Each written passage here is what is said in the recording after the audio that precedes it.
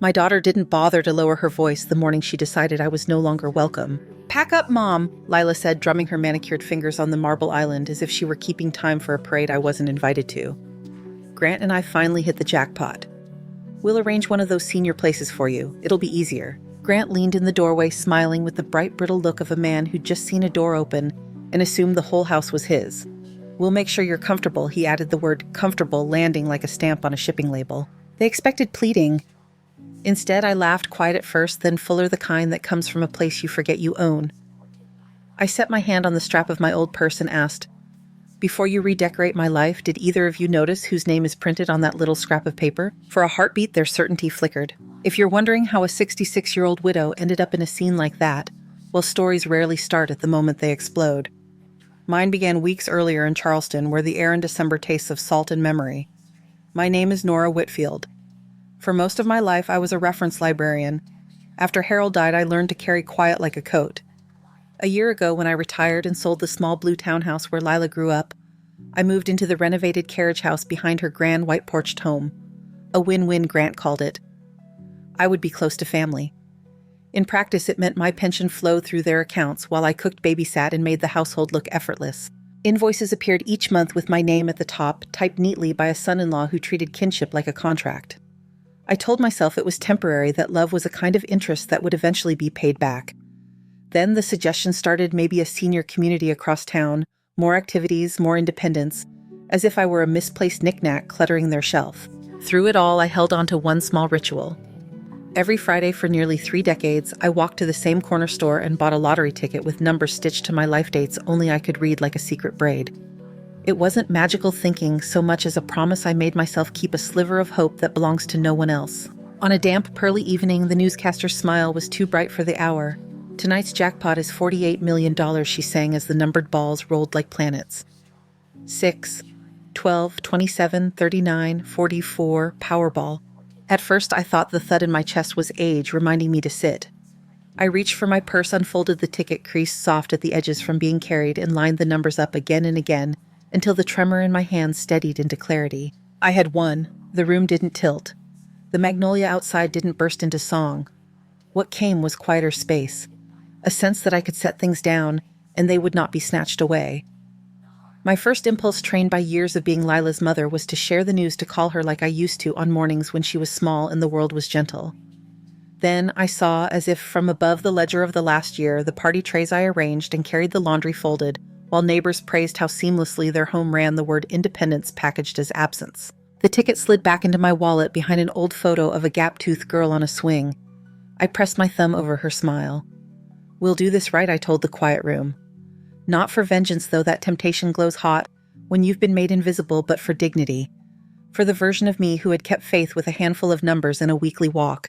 Sleep stayed away. I watched fog move through the trees like slow water and listened to the house breathe the main home loud, with plans that were never mine and my small rooms out back, where a person could hear her own name. By morning, I had a plan to protect what was finally mine to protect. What I didn't plan for was how quickly their greed would sniff out the scent of change. I didn't sleep so much as float, half awake, half inside, the hush that follows a storm no one else has noticed yet. By the time the light came thin and pearled through the blinds, I had brewed coffee I didn't drink and folded dish towels that didn't need folding. The ticket lay where I'd tucked it in a narrow sleeve behind an old photograph of a gap-toothed girl on a swing. I touched the edge once, like checking a pulse. At 8:13, Lila texted, "No greeting, just grocery run. Come." It was the tone of a manager assigning a task. I looked out at the magnolia leaves shiny with mist and typed back, "Sure." I said yes out of habit, and also because habits are how we smuggle time until we can choose otherwise. She was already in the SUV when I came down the path from the carriage house heater, blasting radio low. "We'll be quick," she said, eyes straight ahead. "We're having people over this weekend. I need cheeses, olives, that rosemary cracker Grant likes." Of course, I said, fastening my belt. She didn't ask how I'd slept. I didn't bring it up either. We rode in a silence that wasn't quiet so much as crowded with years of small emissions and the soft clink of a ring she now wore more like a badge than a promise. At the store, Lila walked fast.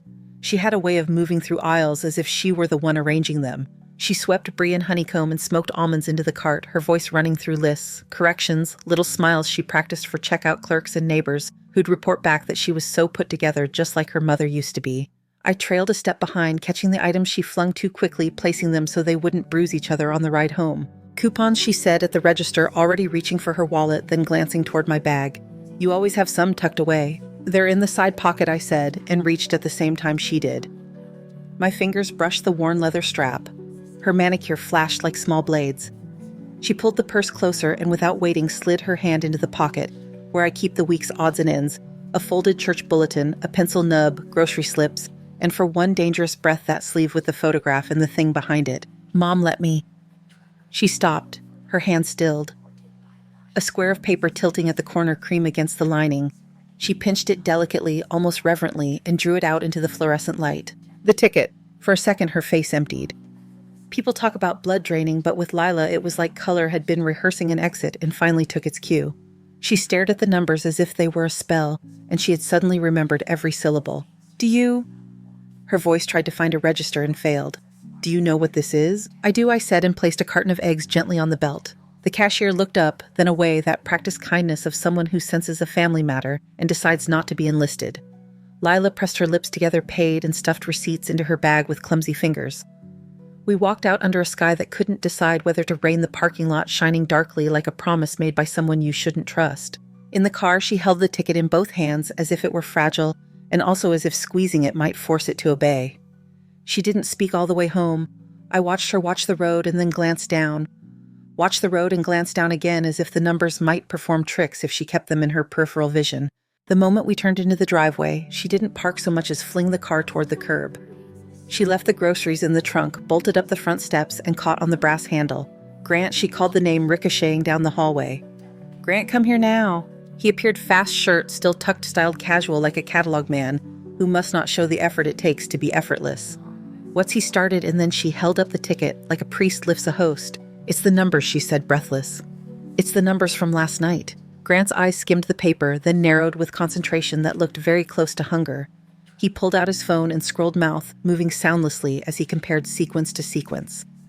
6, 12, 27, 39, 44. 19, he said at last. Each word a rung on a ladder he'd already begun to climb.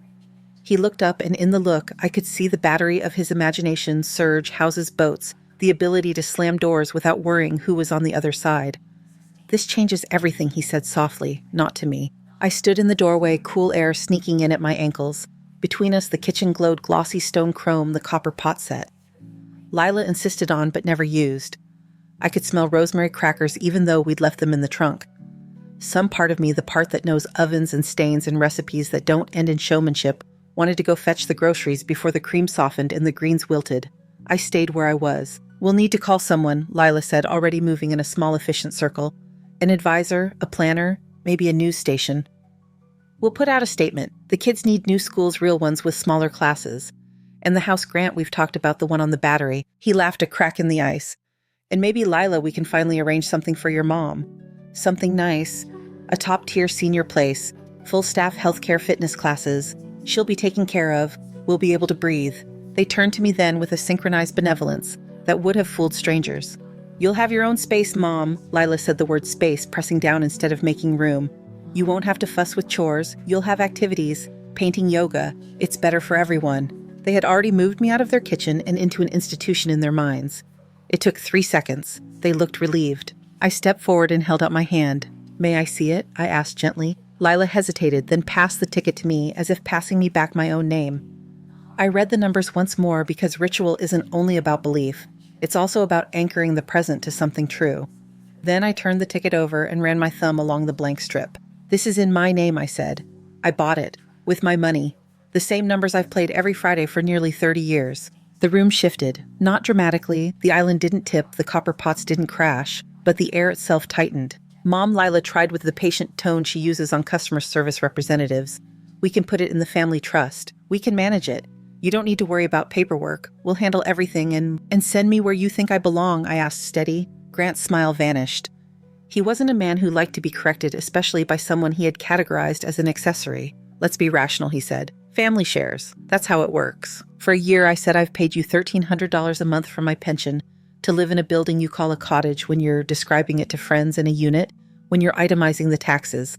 I've cooked, cleaned, watched the children, and stepped out of the way when your guests arrived because you thought old age ruins a photograph's composition. Lila's jaw worked. That's unkind. It's accurate, I said, and slipped the ticket back into my wallet, into the sleeve behind the swinging girl. I'm not asking you for anything. I'm telling you that this does not belong to you. Grant took a step as if to close the distance, then thought better of it.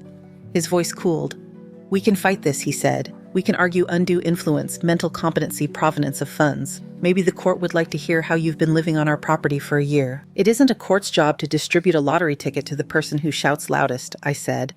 I bought it. I have the receipt from the corner store if anyone wants to comb through my Friday afternoons. And I have a pen. I pulled one from my purse, clicked it, and calmly signed the back of the ticket, with my name each letter like a rung I climbed back into my life. Lila flinched. She knew enough to know what a signature means. There was a long moment when no one moved. Outside, a mockingbird practiced 2 wrong songs at once, and then corrected itself. Inside, Grant's face flushed, and then went pale. Lila's eyes shone not with tears yet, but with that first wetness people call emotion, when what they mean is disappointment curdling into blame. Mom, she said after a while, gentler, this can still be good. We're scared. We made it sound wrong. She glanced at Grant, let me handle this, and he nodded. Let's sit down tonight with some ideas. There are taxes to consider. There's planning. We can make you comfortable, and you can help us get out from under, you know. She stopped herself before she said the mess we made. I'll be comfortable, I said, but not because you place me somewhere, because I choose. Grant tried a different tack charm. Let us get lunch, he said. My treat. We'll celebrate. I noticed he said my as if generosity could rebrand entitlement. I'm going to put the groceries away, I said, and left them in the sparkling kitchen with their bright plans fading fast. In my small rooms, I locked the door and sat at the little table where the afternoon light falls in a cathedral shape. I took the ticket out one more time, signed now legal in the only way that matters to a piece of paper. I slid it into a plain envelope, wrote my name on the front, and then, because I have worked in a library long enough to know that where is a story's truest sentence, I hid the envelope not in the obvious places, but under the lining of a flower tin whose lid squeaks in protest. If anyone found the tin at all, they'd stop at the lid. Then I pulled out a notebook, the cheap kind with a marbled cover I buy by the pack, and made a list with 3 columns. What is mine, what I owe, what I will no longer do. Under mine, I wrote my name, my time, my quiet. This ticket, my right to say no. Under O, respect kindness, but only where it is returned. Under no longer laundry lists that aren't mine, parties where I serve and disappear allowances for cruelty called honesty. I breathed. The room steadied. What followed were the oddest 3 days of my life, not because anything dramatic happened, but because it didn't. Lila brought me coffee in the mornings, which she never does, and told me to take it easy. Grant asked my opinion about paint colors, as if I had ever been allowed to choose a hue in their house. They left glossy brochures on my table, active living by the bay, with tasteful photos of women my age sipping tea in rooms where nothing sharp could happen. I found a plate of still warm cookies one afternoon, each one rounder than anything Lila had baked before. I took a bite and tasted bakery. They were careful not to bring up the ticket directly. They said the situation and our future and your comfort capitalized in their voices. At dinner, Lila announced she'd scheduled a meeting with a financial professional who specializes in sudden wealth transitions, and looked at me as if I should be grateful she'd included me in a plan that required my money to exist. I won't be attending, I said. Silence hummed like a refrigerator. Mom, she said, be reasonable. I'm being careful, I said. Those two aren't enemies. They're just not the same thing. Grant tried again, this time with a folder he'd labeled in block letters. He had drawn up budgets not for me, but for them, pages of numbers that ended with requests for signatures on documents he described vaguely as authorizations. When I refused, he laughed in that way that isn't amusement so much as disbelief that a script isn't being followed. You're making this adversarial, he said. No, I said. I'm keeping it honest. That night, I called Teresa Klein, the one friend from the library who never lost the habit of listening harder than she talked. When I told her in a thin, amazed voice what had happened, she didn't squeal or scold. She asked if I'd signed the ticket. Yes. If I had told anyone beyond Lila and Grant. No. If I had a lawyer. I did, I said, years ago, after Harold died. Then you still do, she said. They don't stop being lawyers because the sad part ends. Call him first thing. And until you talk to him, keep the paper where only you can find it. Under the flower, I said. She laughed softly. Of course it is. I slept some that night, full sleep, the kind that wraps you, not because life is easy, but because you have employed yourself as its steward. I dreamed of the aisle at the corner store of the bell that rings when you open the door of Lena, who has run that register for 20 years, handing me my ticket with a wink she always means. In the morning, I stood in the doorway of the carriage house with the phone in my hand and the magnolia reflecting light onto the path. I scrolled and found the number Franklin Moore Attorney. It had been long enough since I used it that the phone asked if I wanted to update contact. I pressed call and listened to it ring. Moore and Amos, a woman's voice said, bright and professional. How may I direct your call? This is Nora Whitfield, I said. I was a client. I need to speak with Mr. Moore if he's available. I almost said urgent, but the word felt like panic. It's important, I said instead. And it's time. She put me on hold to the softest piano I'd ever heard in a law office. When she came back, she sounded pleased, as if the world sometimes aligns. Mr. Moore has a cancellation at 11:15. Can you be here then? Yes, I said. I can be there. I wrote the time on my notebook, the marbled one, under a new column I'd labeled next. Then I took the envelope out of the flour tin. And for the first time since I tucked it, there felt how thin paper is and how strong a name can be when you give it back to yourself. I signed the edge of the envelope too, not because it was necessary, but because sometimes ritual is just a way to keep your hands steady on the wheel. When I stepped outside, Lila was already walking toward the carriage house with a glass of sweet tea in her hand, the kind she imagines is my favorite, because she pours sugar over apology and calls it Southern. Morning, she sang. I thought you might like... I have an appointment, I said, locking my door behind me. Downtown. With the advisor. Her smile flickered and regathered. With my lawyer, I said. She paused just a heartbeat too long, then composed herself. Great, she said brightly, too brightly. We love that you're being proactive. I asked and moved past her toward the path. She followed. Mom, I know I sounded transactional the other day. I'm sorry. She offered me the glass.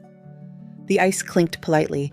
We just want to make sure this is handled correctly. For you. Correctly, I said, is my favorite word. I set the tea on the porch rail and kept walking. Behind me, I could feel her watching, calculating, and then pulling out her phone to text Grant a message that would begin with, she's going to, and end with, we need to. The mist had lifted. The sky had settled into a clean winter blue, frank and unadorned. I breathed it in like something earned. Downtown, the streets were damp, the harbor sending up that mineral scent that makes your mouth aware of the ocean's long patience. I parked in a lot behind a red brick building with a brass plaque, a place that looked like it had been there long enough to remember when men wore hats. On the steps, a woman in a navy blazer held the door and smiled the kind of smile you don't learn from customer service videos. Ms. Whitfield, she said, right on time. I try to be, I said, and glanced once out across the rooftops, in the direction of the river where light was moving like a promise no one could touch. Mr. Moore is ready for you, she said, and led me down a hall where the carpet muffled regret and amplified the small sound a person makes when she clears her throat to say what finally must be said. I wasn't trembling now. I carried the envelope under my arm, not hidden but held. I understood in the simplest way I have ever understood anything that what I was about to do was not about money. It was about the right to keep company with your own name. It was about the mathematics of respect to add it or everything subtracts. When the office door opened and Franklin rose silver at the temples, the same kindness at the corners of his eyes, I realized I had been holding my breath since the numbers fell on the screen. I let it out. He extended his hand. Nora, he said, tell me what's happened. I placed the envelope on the desk between us like a seed and began. Franklin didn't reach for the envelope right away. He watched me the way good librarians watch patrons who've come to the desk with a question that isn't really about books. Tell me everything in the order you remember it, he said. So I did the aisle at the corner store, the numbers rolling like planets. The quiet afterwards, the grocery trip. Lila's hand in my purse, Grant's eyes narrowing to a point the way the word space can mean absence if you don't handle it with care. When I finished, he nodded once as if he'd heard a symphony, hit its last bar, and knew it would still be ringing a minute from now. You signed the ticket, he asked. I did, I said, and slid the envelope forward. He opened it, glanced at the back, and his mouth tucked into the kind of smile men reserve for a plan that is both lawful and merciful. Good. First things first, we'll secure it in a safe deposit box today. Then we'll file the claim through a trust so your name isn't a party trick for every microphone in the county. We'll get you a new phone, a post office box freezes on your credit, and a plan for how to say yes or no without apologizing either way. He set the ticket gently beside his blotter, then turned to a slim leather folder already waiting on his desk. And there's something I've been keeping for you, he said. Better to show than to preface. He slid out a stack of papers bound with a brass fastener. I saw dates, bank logos, lines of small patient numbers. Nora, he said, your Aunt Beatrice set up a discretionary trust for you shortly before she died. She asked me to withhold disclosure until I believed you were either in need or at risk of being exploited. It has been invested conservatively. As of last quarter, it stands at $256,000, plus accrued interest likely to post next month. For a beat, I saw my aunt as she was in the earliest mornings, brushing her hair into a soft twist, humming the hymn her mother used to hum, putting sugar in her coffee, as if sweetness were not a luxury but a duty. She never said a word, I whispered. She didn't want gratitude to feel like performance, he said. She wanted you to have a floor. I sat back and let that settle. To have been carrying laundry and invoices in a tinny form of gratitude while a quiet net waited beneath me made my throat tight. I hadn't been wrong all year, I had simply been outnumbered. Franklin tapped another folder. One more thing. You know I never gossip. But due diligence isn't gossip. Grant's company, Grantworth Realty, has reported operating losses for the last 3 years. He filed extensions on his taxes he never properly completed. The Department of Revenue recorded a lien for $69,000 and some change in back taxes, interest, and penalties. The house has a first mortgage and a home equity line almost maxed. There are late notices on 2 of their credit cards. I can obtain certified copies of the relevant filings. The numbers on the page didn't shout. They didn't need to. They sat there like facts do, unglamorous and unafraid. They were counting on my pension as a monthly patch, I said. Now they're counting on $48 million as a miracle. He folded his hands. A miracle isn't an exemption from arithmetic. Here's what I propose. He spoke plainly in bullet points without needing to draw the bullets. 1 safe deposit box today. 2 file claim via a newly formed trust with a neutral name. 3 establish a personal trust and a living will. 4 document your living situation for the past year. 5 avoid signing or authorizing anything set in front of you at home. 6 decide whether and how you want your story told publicly. I must have hesitated at that last one because he added, you don't owe anyone your voice, but predators thrive in shadow. If you want to speak, I can introduce you to a reporter who will put truth before spectacle. And if you'd rather remain a quiet roomer with a solid bank balance, we can arrange that too. What I want, I said, surprised by the steadiness in my own voice, is to stop being erased in my own house. However we do that. We do it by reclaiming nouns, he said, name, home choice. He called his assistant. Within the hour, the ticket was tucked into a box behind a vault door that took 3 keys and a turn of the wrist that felt ceremonial. We signed the papers to form the trust, Whitfield Harbor Trust Neutral, almost dull. I liked that. Dull things aren't appetizing to the greedy. Back at the office, he walked me through timelines, how long the lottery authority would take to verify when the funds would clear, how taxes would be withheld. He suggested reasonable percentages and safeguards. Then he leaned back. Tonight, he said, let them show you who they are. You don't have to do more than tell the truth. I drove home with my window cracked, breathing air that smelled faintly of metal and tide. When I turned into the drive, the estate looked as it always did. Plank fence wide enough to squeak, wide porch, wrapping the house like a smile that couldn't quite reach the eyes. The groceries we'd abandoned had been brought in. Someone had arranged the cheeses on a board and garnished them with rosemary as if aesthetics could be ethics. On my table in the carriage house lay a binder with tabs, budget transitions, housing options. Lila and Grant had been busy. I put water on for tea and read every page. None of the budgets included a line item for Nora's choice. The transition section had glossy brochures for active living communities circled in pen. One had a cheerful photo of a woman doing chair yoga. The caption said, find freedom in support. I've never seen a sentence work so hard to call absence a kind of liberty. At 7, Lila texted family meeting living room.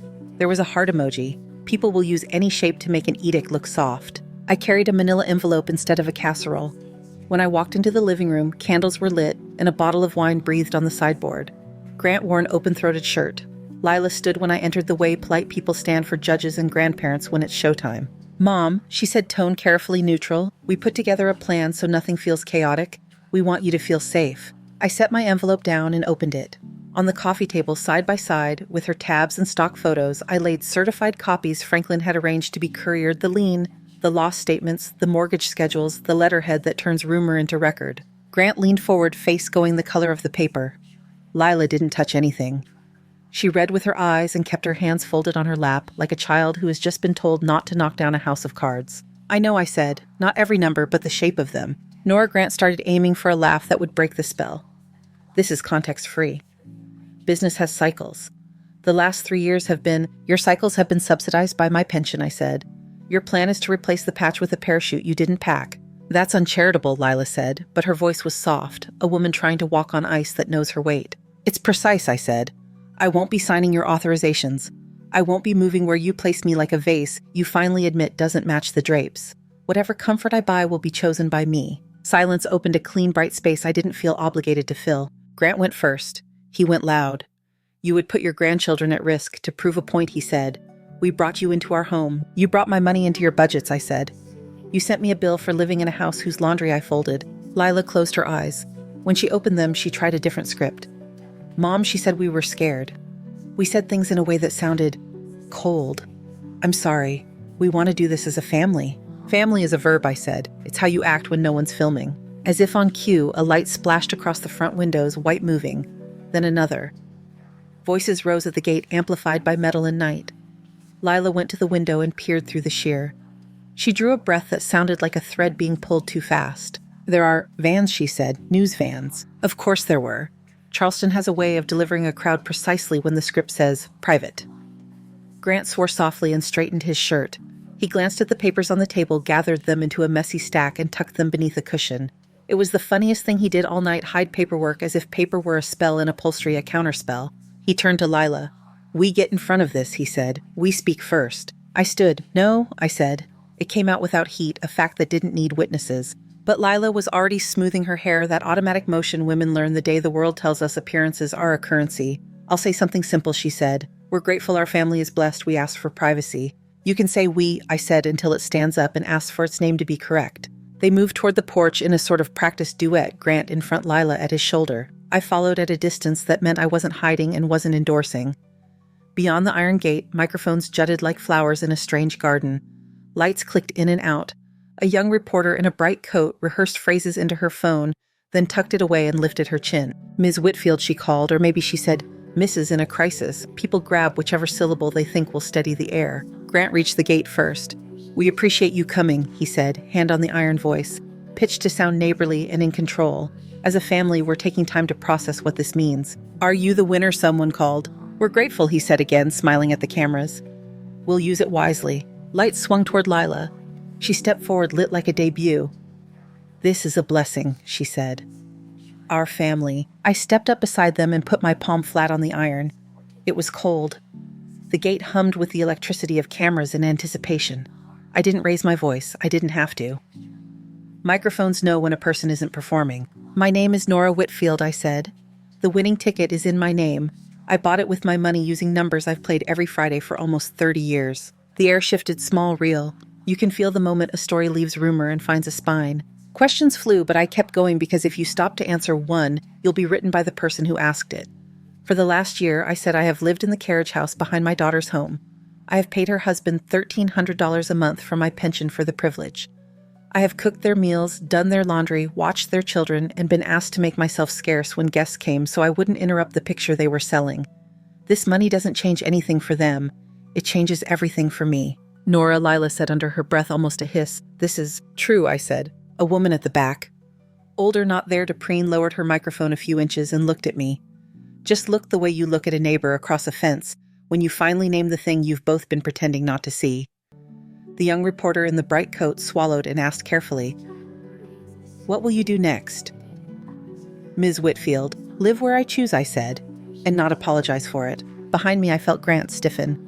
He understood PR the way boys understand capes. He stepped forward and tried to retake the scene, but scenes aren't things you can repossess once truth has been spoken plainly in winter air. Respectfully, he said we would appreciate privacy. And accountability, I added, not looking at him. I didn't wait for the follow-ups. You don't have to stay to watch a story be edited in real time. I turned, walked back up the path, and closed the door to the carriage house with the ease of a person who knows she can open it again. Almost immediately, my phone buzzed. Teresa saw the clip. You were clear and kind. Clear is rare. Then, a second message, need help packing boxes, I make a mean label.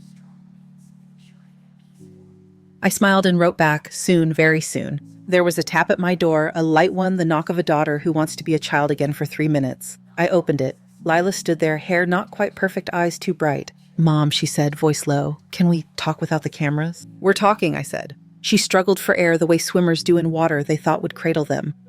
Grant is under pressure, she said. The business things got away from us. I know I sounded cold. I have been cold. I hate that. The kids love you. I love you. We can fix this if we just fix what I asked.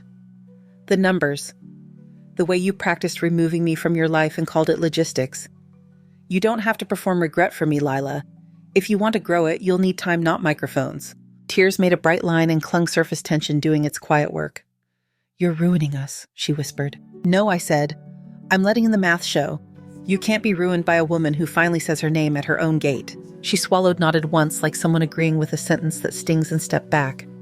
"If you change your mind," she said, and left the rest unsaid, because what she meant was, if you stop being yourself. I slept with the lamp off for the first time in months, not because I wasn't afraid of the dark, but because the dark in my rooms now belonged to me. Morning brought consequences like mail predictable and less dramatic than the sender intended. There were messages from numbers I didn't recognize. Reporters wanting more, neighbors offering casseroles, a pastor asking if I'd be willing to share a testimony. Franklin texted that the lottery authority had scheduled our appointment for early next week.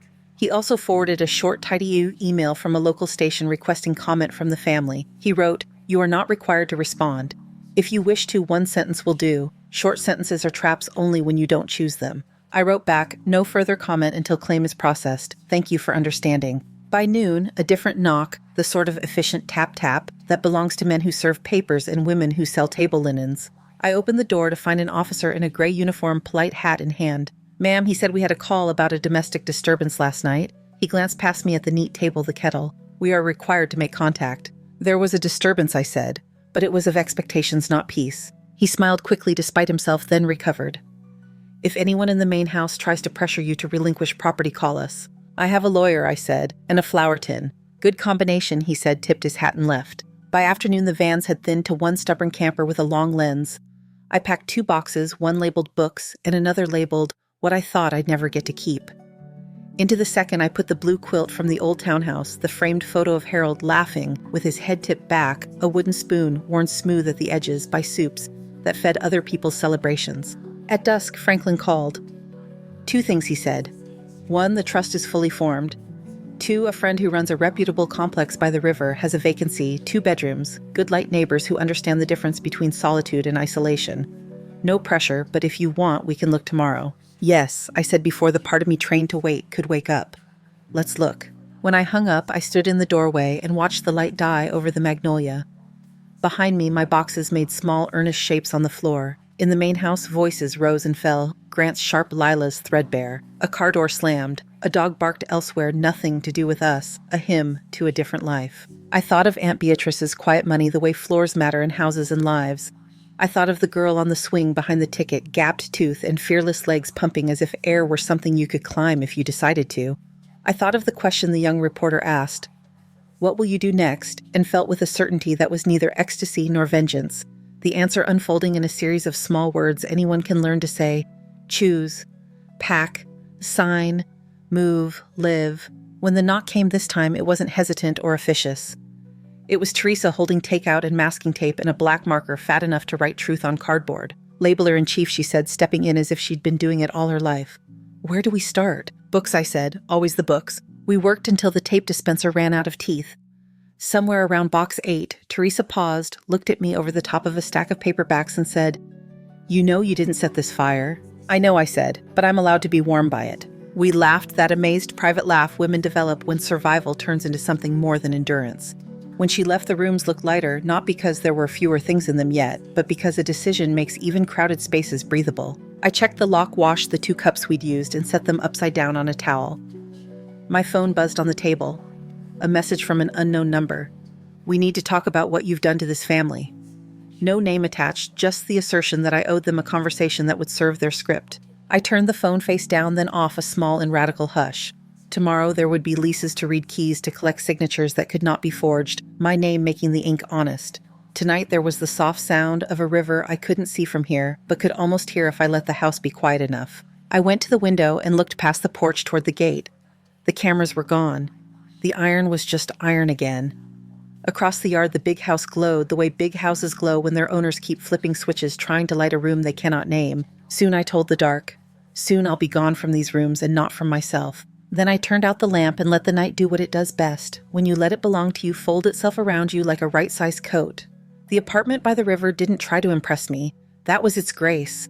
No chandelier, no grand foyer, just clean light pale walls and windows that opened to a ribbon of water moving at its own pace.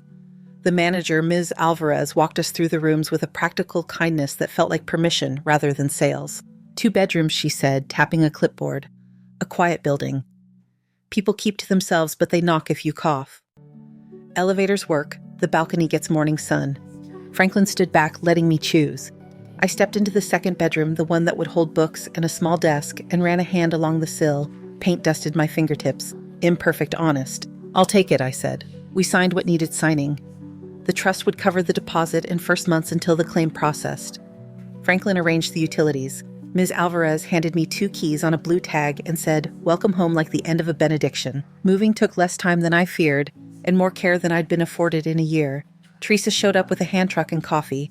The mail carrier offered boxes from his truck. I loaded my life into the back of her hatchback books, labeled and relabeled the blue quilt. A wooden spoon, the framed photo of Harold laughing like the world had caught him telling the truth. I left the carriage house, swept curtains open, a note on the counter with both keys and a sentence. "Thank you for the roof. I am returning the rent due next month. There won't be one." As we closed the hatch, Lila and Grant came down the porch steps. They looked smaller at the edge of their big house, like actors without sets. Lila's face was bare of makeup. It made her younger and more complicated. "Mom," she said, stopping a yard away. "Can we talk?" "We are," I said. It wasn't unkind. Grant's jaw worked. "This is rash. You don't even know the neighbors. Think about the children." "I am," I said. "I'm thinking about what their lives look like when adults tell the truth near them." Lila's mouth trembled, then steadied. "Will you at least text when you're settled?" "Yes," I said, "when I'm settled." We drove away without horns or waves. The magnolia blurred into an ordinary tree. At the apartment, Teresa waited for me to open the door first. I did, and a draft moved through the bare rooms, taking up a shape that felt like my own. We carried boxes to the second bedroom and stacked them against the wall. I hung the photo of Harold on a nail someone else had left, then filled the kitchen drawers with spoons that had survived other kitchens. The next week came with its polite formalities, an appointment at the lottery office, a conference room with long windows, forms read aloud and signed, taxes explained in numbers that did not need apology. Franklin's pen moved neatly. The claim would be paid to the Whitfield Harbor Trust.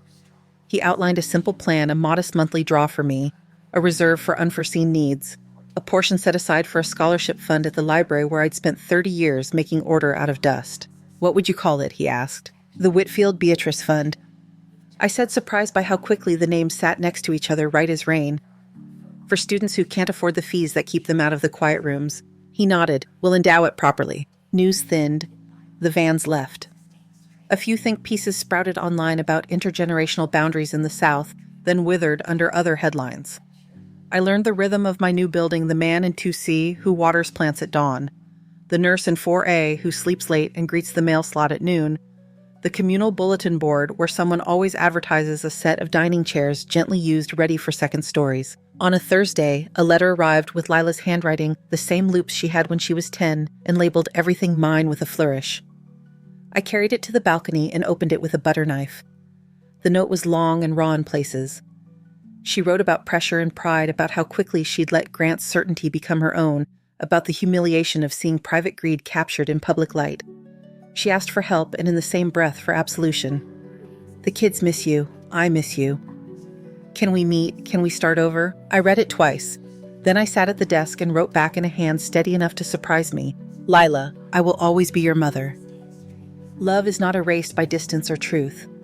But love without respect is theater, and I am done acting. I will not finance your debts. I will not manage your image. If you want relationship, we can begin with boundaries, weekly calls on Sunday afternoon, a public lunch next month, just us, no money talk. If you need help, that isn't me. I can give you a list of counselors and financial planners who don't ask lottery winners for signatures. If you don't want those terms, that is also a choice. I wish you courage either way." "Mom." I mailed it and didn't watch the hallway for footsteps. The reply took its time, as hard replies do. When it came, it was short Sunday works. "I can do lunch. I will try." I didn't confuse try with transformation, but the word had a temperature different from demand. Consequences gathered themselves at the big house without my assistance. Grant's company appeared in the paper for reasons you never frame. A foreclosure notice went up, then came down after a scramble I wanted no part of. Invitations that used to land at their door found other doors. I did not gloat. I bought 2 new towels and a plant. Spring leaned in early along the river. Jasmine woke and the air began to smell like childhood promises that didn't have to be kept by the wrong people. I established a morning walk down to the water across to the bakery, where the woman behind the counter calls everyone dear without condescension, back up the block with bread warm enough to tell you it once lived. On the day the scholarship fund's papers were signed, Teresa came with a thermos. We walked to the public library and stood in front of the quiet room door, where a brass plaque would soon read, "The Whitfield Beatrice Fund, for the one who needs a chair and a little mercy." I touched the cold metal frame and felt something like an oath settle. That evening, I brought a glass of iced tea to the balcony, not as camouflage for apology, but as a simple old habit. The river turned bronze and then black, carrying other people's lights downstream. Somewhere on the far bank, a dog barked once and then thought better of it. I leaned on the railing and said a sentence the dawn might have recognized. I am here, and this is mine to live. People will tell you justice arrives with trumpets or not at all. I've learned it comes like tidewater under a dock, patient, insistent lifting what had been sitting in the dark.